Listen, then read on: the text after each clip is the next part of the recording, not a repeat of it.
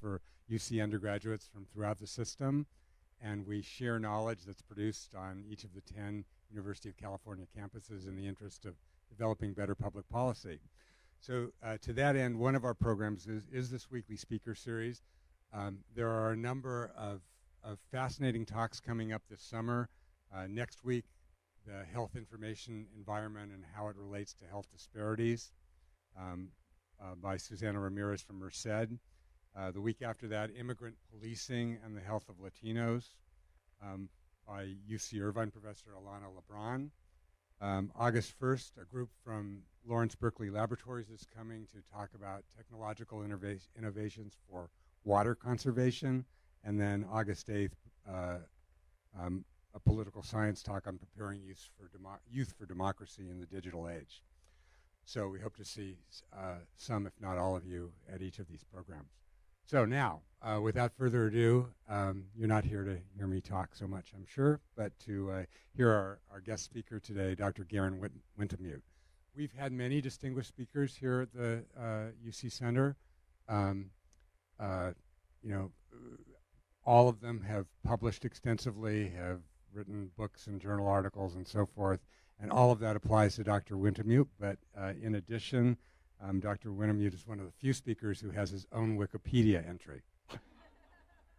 Not my fault. So I'm going to read a bit from that. So Garen J. Wintemute is an emergency medicine physician at UC Davis. He's the director of the Violence Prevention Research Program. He conducts research in the fields of injury epidemiology and the prevention of firearm violence. He's been named a hero of medicine by Time magazine. And he leads the University of California Firearm Violence Research Center, which was founded and funded by the state legislature in 2016. There's arguably few people in the country who have contributed as much to our understanding of violence, and in particular firearm violence, as a public health problem. And we're just very pleased to have you here to talk about the topic of, guess what, firearm violence. Great.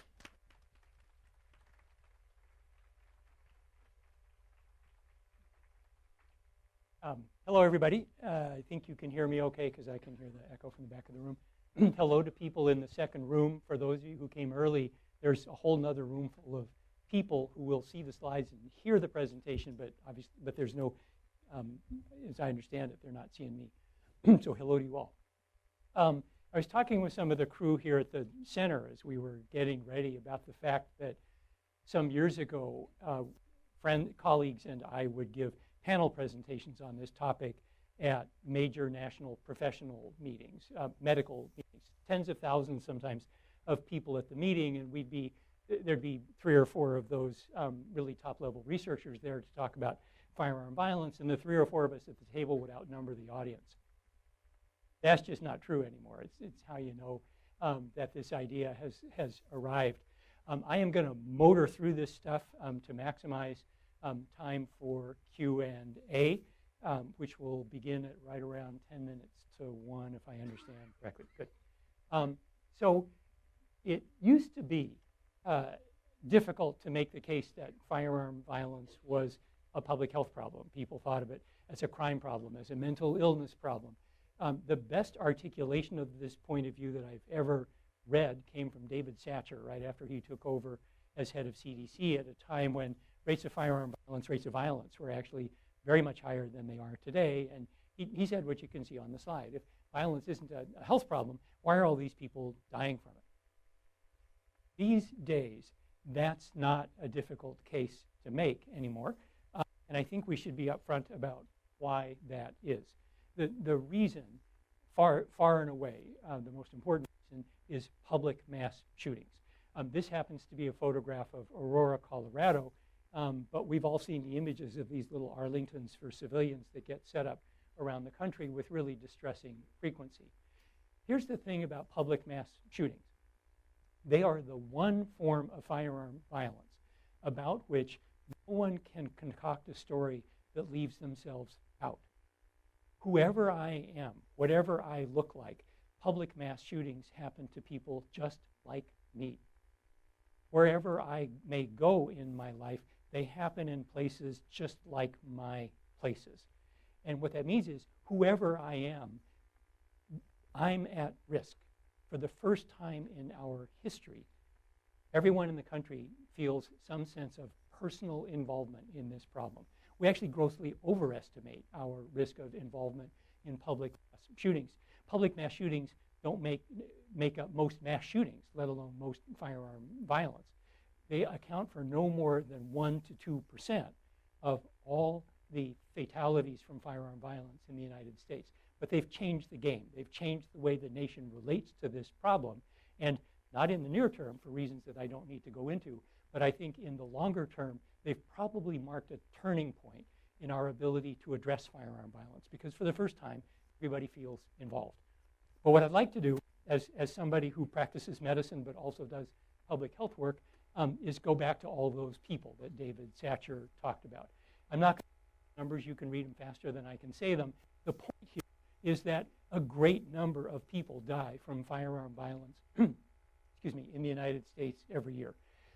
When I talk about firearm violence, I should say I'm including both homicide and suicide. They're both fatal. I'm an ER doc, and I have worked in this country and overseas. I've worked in combat areas. One of the things I know is the bullet really doesn't care whose finger's on the trigger. It's just all violent, and with distressing frequency, it's all fatal. But I will make this point. As an epidemiologist, I like comparisons a lot. You'll notice that I've got Arlington, the real Arlington, in the background. And I put it up to remind me to say this to you, that in the 10 years you see on the slide, or any 10-year period recently that you care to mention, we have lost more civilians to firearm violence in the United States than we had combat fatalities in World War II. We lost more civilians in the last 10 years to firearm violence than we lost in all other conflicts in the nation's history, leaving World War II out this time, but all other conflicts in the nation's history from the revolution until today combined. So when young people say to me it's like a war out there, I know that they're not exaggerating. They are factually, from their point of view, telling me the truth. And the crazy-making thing for somebody who's been involved in this work for close to 40 years now is that it doesn't have to be this way. The decline in motor vehicle-related deaths over the latter half of the 20th century is justifiably held to be one of the great public health successes of that century. And the reasons for it, there are a lot of reasons, but they're pretty clear. They're pretty well understood. Back in the late 1950s, early 1960s, we in the United States faced what was recognized at the time as an epidemic of death and injury from motor vehicle crashes. And we did something that America does really well when she puts mind to it and is justly proud of. We mobilized. We put really smart people on the case. I can be chauvinistic and mention that we put an internist in charge of this entire effort, a guy named Bill Madden. We gave him a big staff. We gave that staff a bunch of money and said, tell us, do the research, tell us what's going on with this problem so that we can do something about it. They made literally hundreds of recommendations. Congress was waiting in the wings to put those recommendations into action. And the upshot of that was, with a few years' time lag, they took that steep rise in the late 50s and they flattened it out. And as you can see, it's been more or less downhill ever since. By contrast, we have, as a nation, repeatedly, consciously, and deliberately turned our back on that approach to firearm violence. We've never had that mobilization. We've never put a bunch of smart people on the case and given them money to understand the problem. And that wasn't oversight. That wasn't unintentional. That was deliberate, organized, conscious, and sustained, and it worked, with the result that this is a rhetorical question. This is something to think about. How many thousands of people are dead today who would be alive if back when rates of firearm violence went up, whether in the 60s or later in the 80s and 90s, if we had mobilized, if we had had the sort of response to firearm violence that we did with motor vehicle injuries, if we had understood the problem and done something about it? How many people would be alive today who were dead because we didn't do all those things? I'm going to spend a little bit more time with the descriptive epi and some comparison making. Part of this job is what I sometimes call myth busting. One of the myths is that fatal firearm violence is predominantly a crime problem. It's not. It's predominantly a suicide problem in the United States, and it's even more predominantly a suicide problem in much of the rest of the world. But what you can see is over the last 10 years or so, until quite recently, rates of firearm homicide were actually trending down. Rates of suicide were going up. Now they're both going up to the extent that that flat line that you saw for firearm violence on the prior slide is now turning upward.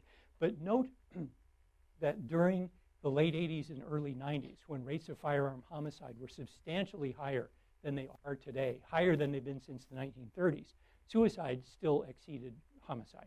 It's actually quite different in California, and I'll talk about that a little bit in a minute. I'm going to keep drilling down. We're going to look first at homicide and then at suicide for men. I'm showing you data from 2016, which is the most recent year for which these data are available. The image on the screen is one that you're familiar with, even if you've never seen it. This is the image that tells the story of the really awful concentration of risk for firearm homicide among young men, and in particular among young African American men. Rates for African American men in the 20 to 24 age range are above 100. They used to be above 150. As awful as this looks, it's actually an improvement. They're right around 6, not 100, but 6 for white non-Hispanic men of the same age. Take a step back from that just for a second and note the overall pattern. Rates high early, rates low later. But now to come back just for one moment to the detail and who's most at risk here. I don't just do research. I also do policy development. And I will tell you on the basis of a great deal of firsthand experience, it has mattered that the group at highest risk for firearm homicide does not look like policymakers. It's possible for policymakers to put a great deal of demographic distance between themselves and the group at risk and say, they never say it out loud, but believe me, they say it, not my problem, and nothing happens. Well, let's look at suicide. Same display, we're just changing the cause of death. Pattern is completely different. Here, from the very beginning, among men, white non-Hispanics are at greatest risk, but note also that risk doesn't go down with age for the group at highest risk, it goes up. So for African American and Hispanic men, I have an intermittent laser. Rates go up early, but then they sort of plateau. They go up and down. They remain in the same place in the ballpark. But rates for white non-Hispanic men go up, and then they plateau, but they plateau trending upward, and then they go up even faster. Let me take now, actually I'm going to combine them. Yes. So let me now combine and show you both suicide and homicide together. And I'm going to toggle slides here in just a second to make a point. Almost 90% of firearm deaths among African American men are homicide. So what you're seeing right now on the slide is basically that homicide curve from 2 slides back plus 10%. Almost 90% of firearm deaths among white non-Hispanic men are suicide. So what you're seeing here is that suicide curve from the slide just passed, plus 10%. But it looks different because the rates are so much lower. The blue line on the slide we're looking at now is basically the blue line on this slide. It's just that it's been squashed flat because rates among young African American men are so much higher. Everybody has that, right? Okay. So every slide I've showed you so far has rested implicitly on a traditional public health risk-based approach to the problem. And risk-basing a problem makes a lot of sense. If you've got a limited amount of prevention resources, you can make the case, I'm going to put them where the population is at highest risk because the potential for benefit is greatest unless that risk is not changeable and I need to do something else. It makes a lot of sense. But there is a complementary approach.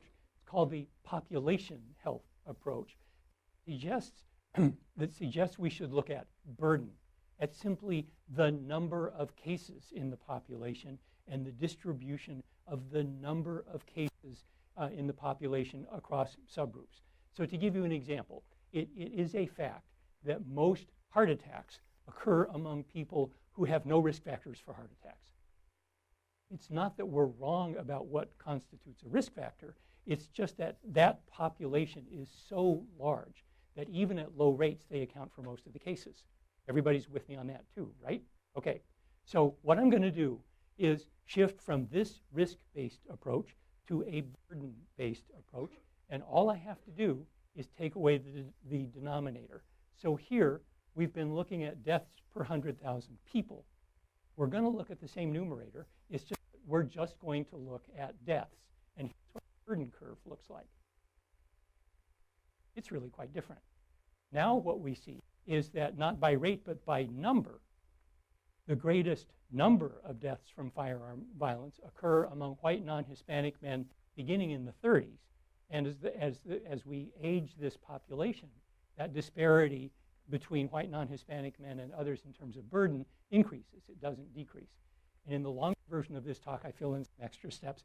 And then I say, who knew that firearm violence was really so much an old white guy problem? I'm talking to policymakers. I really emphasize this. Here are the slides for women. I put them in because if I don't, they're always a question. I get that. It's just that time is limited. For firearm homicide, what you see, first off, don't pay attention to the lines. Pay attention to the y-axis. And note that the rates here are 10% of what they are for men.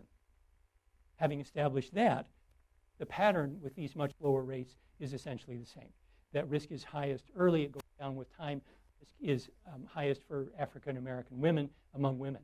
It's actually so high among African American women that the firearm homicide rate for African American women is higher than, at that young age, is higher than the firearm homicide rate for white men. And here's suicide. Again, the axis first, 10% the rates of men sort of on balance. But notice the other qualitative change, that while white non-Hispanic women have the highest risk among women, and risk goes up early, it goes down with age and not further up. I could conjecture about what that is, but nobody has yet done the research. And let me show you just a little bit about California. We've just published a study that basically took the approach that I've just showed you with some bells and whistles and done it for our state, because we have now a state-funded research center, and we are doing research because it's of interest to California, even though a different project might be of greater interest to a national population. But also because we had the suspicion, and this map proves that we were right, that the small area variation within a state might be really useful, might be really helpful for planning and prevention purposes.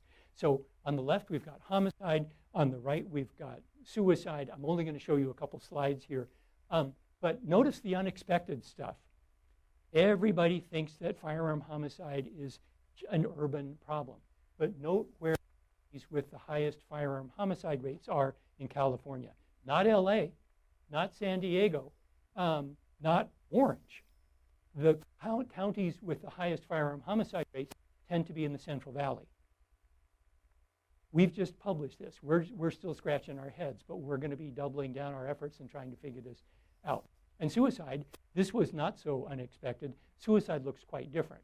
The counties with the highest rates of suicide are in our northern tier. I mean nothing pejorative about this. In the Wyoming part of California. I really like Wyoming. I go there all the time. So it's with that I can just remind us all that California has more Wyoming than Wyoming does. But so rates are really high up there, and they know that locally. And our guess, we actually have somebody doing this work right now, today, literally.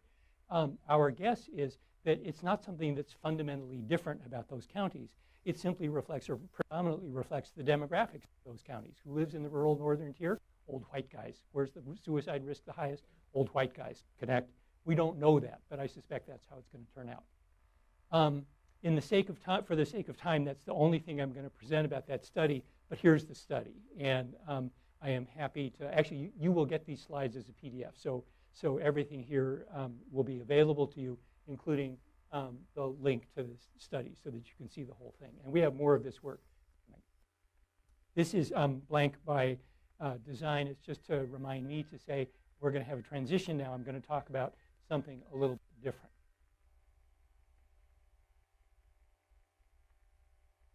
in just a minute. I'll keep going. It's all right. One of the things I get asked to do a lot these days, and recognize that it actually has some value, is to talk more broadly about the state of the field, because I've been in it for so long and can recognize some of the changes. So I'm going to spend some time doing that.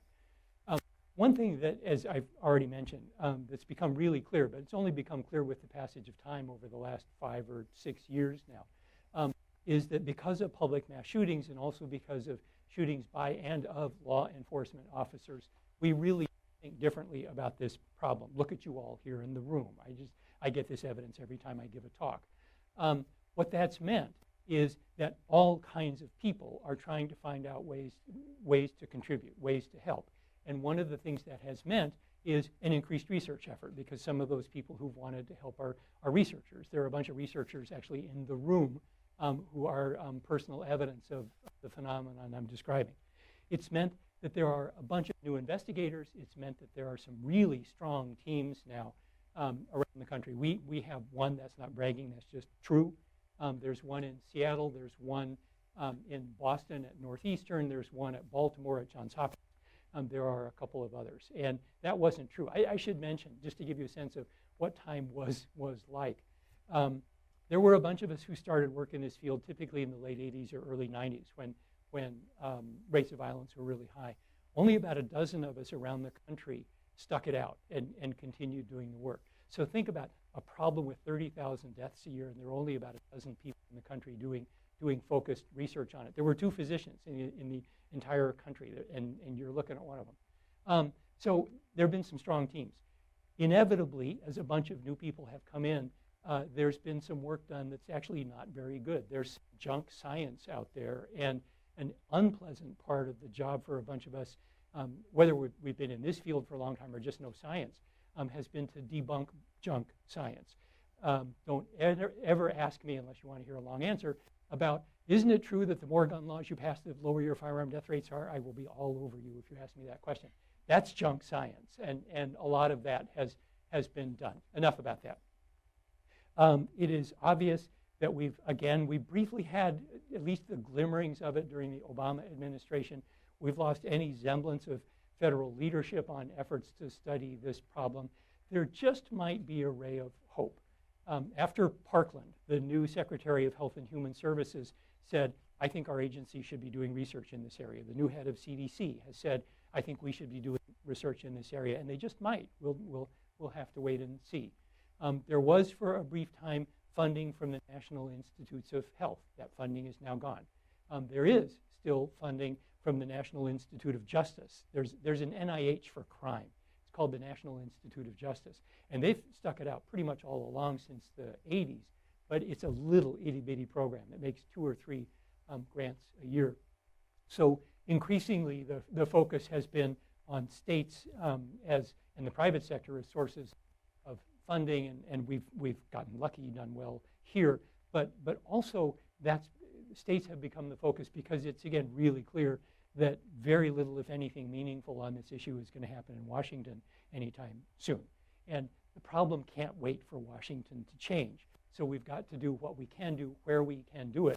And that has meant leadership, particularly in Sacramento and a couple of other state capitals as we've tried to move forward. And we have no idea how long this is going to last. At the moment, for our group, it has meant the ability to take on a lot of projects and hire a number of really good people. I don't know how long we're going to be able to keep that up. But let me talk a little bit about what's going on in California. It's a great story to tell. It's a great story to live.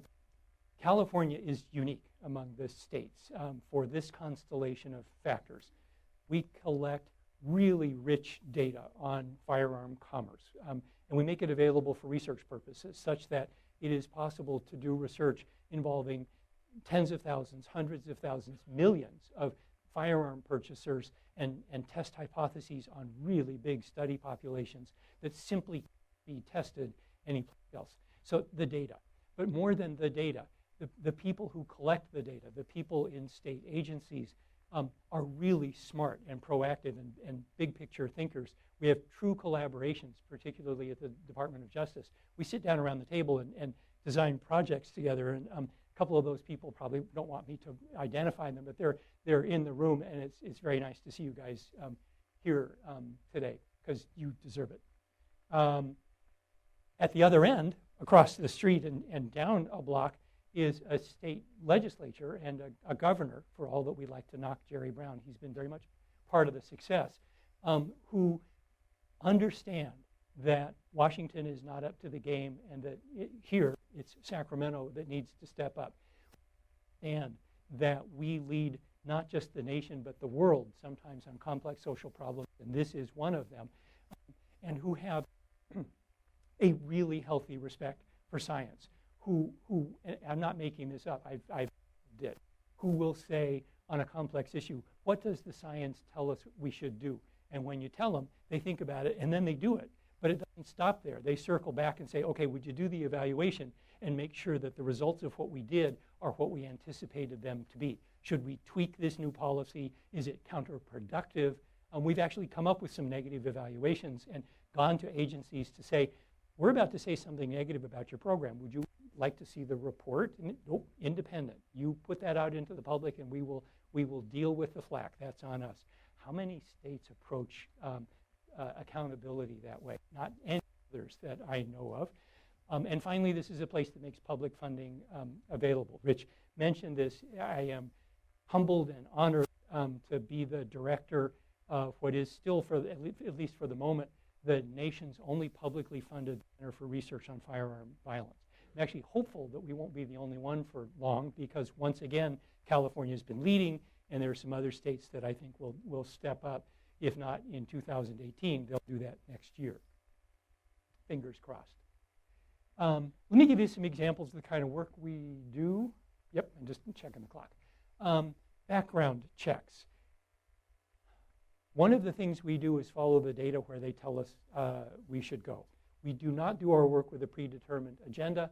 We sometimes have an expectation about what the results are. We don't have results that we want. The results are the ones that accurately reflect the data, whatever those may be. So I say that because we and the group at Johns Hopkins are in the process of releasing a number of studies, one of which will be specific to California, suggesting that at the population level, background check policies, the policy that requires a purchaser of a gun to identify him or herself and have a background check run in one way or another, while they are effective at the individual level, at the population level, don't work. They don't reduce rates of firearm suicide or homicide. And that's given great consternation to some policymakers. It's given great consternation to the advocacy groups. But we have 4 or 5 of those studies now in different states. And one way or another, they're all coming up with the same conclusion. But we think we know what's going on. It's not that it makes no sense to identify somebody who's prohibited from buying a gun for a reason that suggests they're at really high risk for doing violence and then preventing that person from having a gun. That's not what we're finding. What we're finding is that as implemented, including in California during the time we did our study, as implemented, the programs were full of holes enough that prohibited people probably got through enough that at the population level we didn't observe an effect. The California study I'm making mention of is in the peer review process right now. It's not published, so I can't give you the details. But it was conducted in the 90s. And in the 1990s, our background check data here in California were not nearly as complete as they are now. And there was one study done kind of back then that made it really clear that one particular category of prohibited person here in California was actually often, that category of people were actually often able to purchase firearms even though they were prohibited because their prohibitions weren't in the data the background check was run on. That's a big problem. And there are others, and I'm not going to go into that. I kind of made reference to this second topic that we focus on a lot these days. Under federal law, there are a few categories of people who are not allowed to purchase firearms for life if they've sustained a particular prohibiting sort of event. If I've been convicted of a felony, if I've been convicted of a domestic violence misdemeanor, and there are some others. But the federal criteria for prohibition, many of us argue, are not broad enough. And I've listed 2 areas here where we've been doing some research. So one of them has to do with convictions for violent misdemeanor offenses. We showed a very long time ago that among people who purchased handguns legally here in California, those who had been convicted of multiple violent misdemeanors, which they could, at one time this was a legal purchase, those who had been convicted of multiple violent misdemeanors were 15 times as likely as people with no criminal record to be arrested for a serious violent crime later. And this is just among people who legally purchased handguns. California changed its law, not because of that research, but we changed our law and we outlawed firearm purchases or possession by people who'd been convicted of violent misdemeanors. And we circled back and evaluated that policy experiment. And what we found was that denial of purchase among people who tried to buy a handgun, who had misdemeanor convictions, denial of purchase once the new policy kicked in, reduced risk of arrest for a serious violent crime by about 30%. For those of you who do the work, that's a big effect size from a single policy on a complex problem like this. That study was published some time ago. I've been working ever since to get other states to adopt this policy, and I'm optimistic, actually, about what's going to happen over the next couple of years in that regard. And right now, we are working on the question, should people who actively abuse alcohol be allowed to purchase firearms? We know a great deal about the association between alcohol abuse and risk for future violence, including specifically future violence involving firearms. And on that basis, in the months following Sandy Hook, the legislature here adopted a bill, they passed the bill, that said if you've been convicted of more UIs or similar offenses within a relatively short and recent period of time, you can't buy guns for a while. It was a proposal that was entirely consonant with the research evidence up to that time. They got the proposal from the researchers. Governor Brown vetoed the bill. And in essence, his veto message was, show me the evidence. And there had, in fact, been no study done, and I was the one who made the proposal. There had been no study done of risk of future violence among firearm purchasers with an alcohol abuse history. We had some data that we could examine with this in mind, and we published a study last year that found that among people who purchased handguns legally, as compared to people with no criminal record whatsoever, people with a conviction for even a single DUI, let alone more than one, 4 times as likely, 400% as likely, to be arrested subsequently for a serious violent crime. When I say serious violent crime, and did say previously, I mean murder, rape, robbery, and aggravated assault, the so-called Part 1 violent crimes. But these were old data. So we actually got a grant from NIH, one of the very few grants that NIH gave for firearm violence during the Obama administration, when for 3 years they had a program. And we were looking at the essentially final results just this Monday. We are starting to present this work, and we'll be out probably by the end of the summer, we hope, with manuscripts. Number is still 4, but this time we enrolled not the small number of people we had in our old data, but we enrolled nearly 100,000 people who purchased firearms. This is all an administrative records-based study, who purchased their guns a little over 10 years ago, and we followed them forward almost to the present. So after adjusting for demographics and the remainder of their criminal history and everything else, that magic number is still 4. And we're going to be coming back to this legislature and others beginning this month with some preliminary results and a recommendation for action based on the research evidence, and we'll see what happens. Finally, I'm going to mention 2 things, and then I think I will just stop. two projects that we're involved in, both with lots of cooperation from the Department of Justice, that have to do with firearm recovery. So let me set this up for just a moment. We spend a lot of time all across the country, not just in California, preventing prohibited persons from buying guns, right? You have to go through, if you buy a gun from a retailer anyway, you have to fill out a bunch of paperwork. And I won't ask for a show of hands for people who've actually bought guns, but it's a lot of paperwork. And you have to certify under penalty of perjury that you are not a member of any one of a fairly lengthy number of prohibited classes of people. And there's more paperwork if you're buying the gun here in California.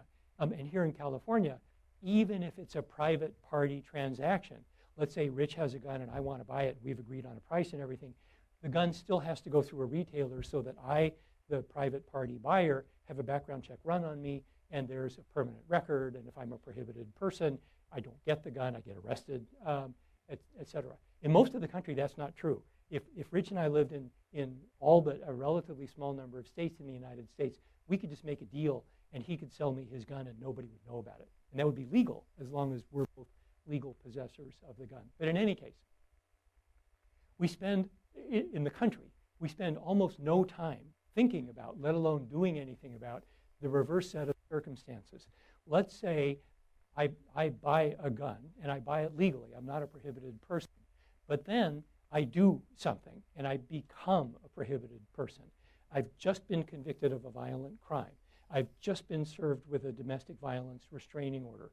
I have just been hospitalized for a psychiatric emergency that is specifically related to dangerousness to self or others, and I'm a prohibited person. My risk for doing further violence shortly after such an event is quite high. It goes down over time, but initially it's quite high. And I've got guns. I bought them legally, but now I'm prohibited from possessing them. And in most of the country, we do absolutely nothing about that.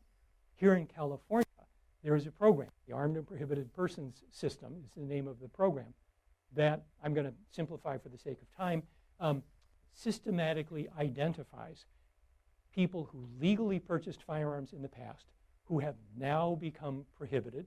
A lot of homework is done to make sure that there's no misidentification and the person still owns the gun and all that sort of stuff. But if that sort of office work cannot come up with, this case actually is not a real case, this eventuates in a knock on the door.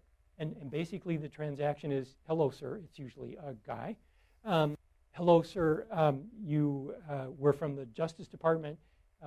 We're sorry you've become a prohibited person. You have guns, and we would like to have your guns, please, and we're not leaving without them. These transactions, I've been out in the field watching them, these transactions can take a really long time. This program has intervened with tens of thousands of people around California. It has taken away tens of thousands of firearms, and nobody's been hurt. Even better, I bet you nobody even knows about it. How many people in the room knew about it? If you're not from DOJ, who knew about apps? There's a bunch of hands go down. Sorry about that. Okay, fair enough. So that's the whole idea. Because you don't want the population go, oh, I've just become a prohibited person. I better hide my guns because they're coming for me. You want that knock on the door to be at a house where the guns are still present so that you can recover them. So typical California, not only is nobody doing this, when we came along and said, look, nobody's doing this, you have to let us evaluate it, what DOJ said was, sure. And when given the specific circumstances of the way it was being implemented, we said, let's take advantage of these specific circumstances and let's turn this into a randomized trial, a true experiment.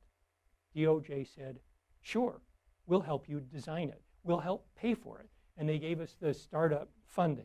And this was all 4 years ago now. We still meet with them every 2 weeks just to check in and see how it's going.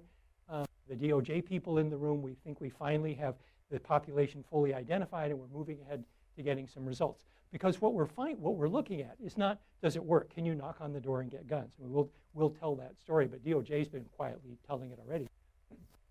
What we want to know is, does recovering firearms or attempting to recover firearms, putting a person on notice that DOJ is watching, does that intervention reduce risk of future violence? And this is a randomized trial. So we have a whole bunch of people who need to be intervened with by apps, some at any moment in time, some have been and some have not been. And we're comparing the group that received the intervention to the group that hasn't received it yet. Everybody's going to get the intervention. Don't get the wrong idea about that. But they couldn't do the whole state on the same day. They needed a schedule, and we used the computer to give them the schedule. I honestly don't know what we're going to find. We did a little pilot study of a DOJ supported effort to recover firearms from people who'd been served with domestic violence restraining orders. And it was a very small study. It was underpowered, not big enough to really tell. But the results of that study were, we're not positive that this reduces risk of arrest. So I am, as we say in science, I'm in equipoise about the results of this study. But I know the people I'm working with at DOJ. whatever the results of this study are, we'll offer them advanced information of the results. We'll tell them, here's what we're going to find. They're going to have no interest in changing anything that we do or we write. They may even say, don't even tell us in advance. But it's independent work. It's one of the real joys of working in this state. And finally, and then I'm just going to stop. California also has a really innovative program called the Gun Violence Restraining Order. When somebody's not prohibited and hasn't just been, I'm sorry, let me start this over. When somebody is at clearly increased risk for doing harm with a firearm in the very near future, hours to days to a few weeks maybe, when they're not a prohibited person, so they haven't committed a crime, so I haven't said, I'm going to shoot up UC Davis Medical Center tomorrow. I haven't said that, because that's a crime, or could be interpreted as one. I could be arrested. But if I make a general threat in California, I haven't committed a crime. I can't be arrested, even if people believe I'm telling the truth. If I'm not mentally ill, and therefore having that homicidal intent, I can't be hospitalized. So I can just be out there with my guns saying I'm going to do something, and traditionally, everybody had to wait for that something to be done, not a comfortable position. And those things did get done, and people died and were injured as a result. We have a mechanism in place in California that allows, under such circumstances, allows law enforcement or family members, because the harm I'm threatening might be to myself, law enforcement or family members to go to a judge, just as we do for domestic violence. Our gun violence restraining order law was built closely on our domestic violence restraining order law, and say, Your Honor, we got this situation. And the judge can look at the evidence. There are rules they have to follow as they examine the evidence. And they are able to say, yes, we do have such a situation. They can issue an order that is served by law enforcement. Think about the situation. Angry person, imminent risk, guns involved. This is not something that the next door neighbor is going to take on. So law enforcement serves the order, recovers the firearms. That's basically how it works. We're evaluating, not does it operate okay, but does it affect the trajectory of these events? I will tell you this. Again, this is work in progress. You probably do know something about gun violence restraining orders, because following Parkland, everybody's been talking about them. Gun violence restraining order would have prevented the Parkland shooting, and there were people there who could have made use of one and made that happen. I'm aware of 2 mass shootings in California that did not occur because gun violence restraining orders were part of the picture. People made credible threats. The threats themselves were not crimes, couldn't be arrested. They didn't own guns, but they had bought guns. But California has a 10-day waiting period. And during that 10-day waiting period, it came to the attention of a judge that something bad is going to happen. The judge issued an order. The purchases were blocked. Those mass shootings did not occur. So we're seeing a lot of interest in gun violence restraining orders right around the country. And when we're done with it, I expect that the evaluation we're doing here in California will play a role in that consideration. And I'm going to stop there, and we'll open this up for Q&A until told to stop.